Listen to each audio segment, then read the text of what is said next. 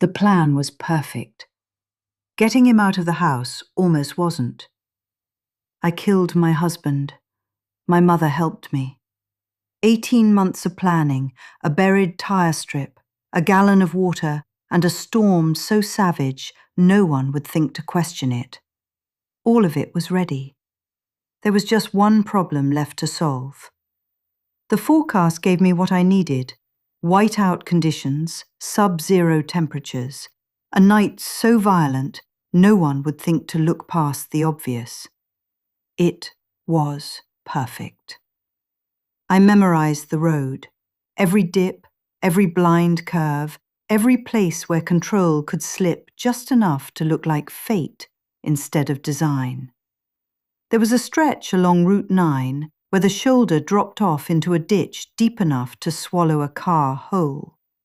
I drove it over and over, counted seconds, measured angles, imagined impact.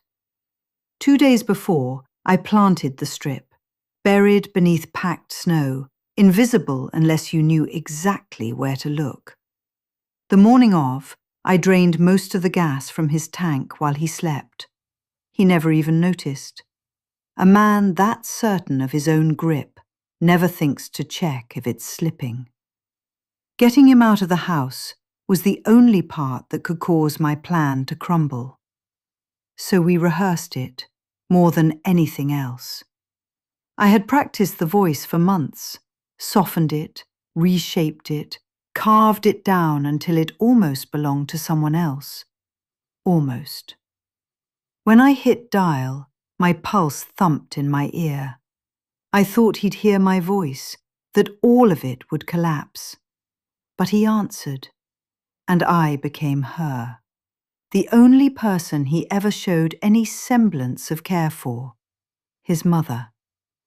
I let fear dip into my voice, just enough to make it believable. Dave, I didn't know who else to call. I think something's wrong. I don't know where I am. I'm scared. His mother suffered from dementia.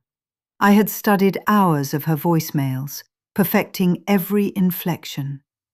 He tried to speak, but I hung up, cutting him off as he attempted to call back.